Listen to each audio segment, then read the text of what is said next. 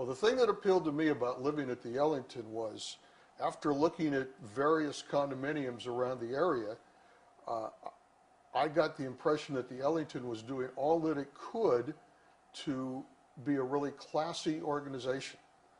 And not all of the other condominiums left me with that feeling. So that's basically what appealed to me. Well, I think the easiest thing about living at the Ellington is the fact that I can just walk out the front door and be presented with a bazillion small restaurants to have lunch in. Or if I'm with friends entertaining, what have you, there's really very nice restaurants. There's some clubbing activities. There's the potential to just walk around and enjoy the sights, watch the sailboats sailing up and down the estuary, that sort of thing. Whereas when I was living in Montclair, it was a much more bucolic setting. There was trees and chipmunks, and or rather squirrels, I guess, deer running around the front yard, that sort of thing. Much quieter. Much quieter. I think one of the things that I was looking for was a little increase in the amount of activity around me, which I certainly have achieved. Well, in my case, the house that I left in Montclair was the family house that I bought when my parents retired. So there was even a bigger change in the sense that I was selling the family house. But it didn't prove to be all that much of a problem. I got ready to make a change in lifestyle and just did it. Well, I think the way that the Ellington portrays the sophistication that I was talking about earlier is that the people that work here, the people that are in sales, the people that come to work on the few little problems I've had, they all seem to really have their head into making things comfortable for me, the resident. Also, I suppose you could say that, compared to other condominiums I looked at in the area, the materials and the workmanship are all, I think, a little cut above. The appliances in the kitchen are a little better than some of the others that I looked at, that sort of thing.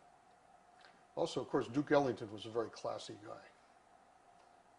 I use a gym in Alameda near where my office used to be, but I'm getting ready to use this one. There's really no point in me paying a monthly charge. I pay a couple of dollars a day, basically, to have a gym membership over there.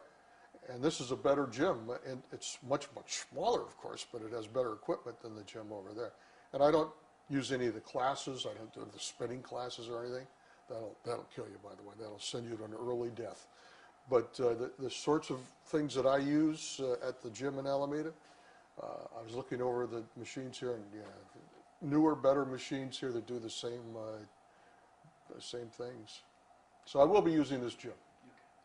But the change that I want to see in my lifestyle is me getting out more, enjoying dinners out, clubbing. Not only that, but just wandering around the trails around the estuary, watching the sailboats, which is a hobby, a sport that I used to be involved in, competitive racing out on the bay. So that's the sort of thing that I hope to change a little bit.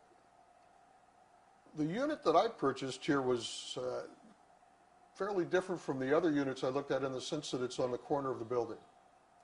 And it has the water view that I was looking for. It has a view of the estuary and a filtered view of the bay and a filtered view of the city skyline. So it has two views rather than just one. The other units I was looking at, you could get the city view or the estuary view, or on the other side of the building, the view of where I came from. I didn't really want that.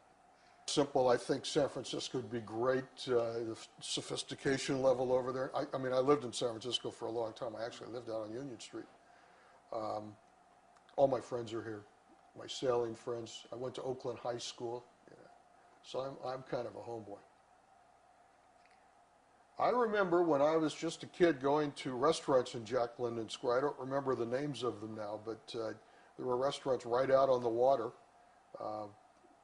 So, yeah, I guess Jack London Square is rejuvenated, particularly since Jerry Brown got involved. But I've always remembered Jack London Square as a place where there are restaurants and places to go, things to do. I don't think that I've fallen into a groove yet, so I'm not sure there is a typical day.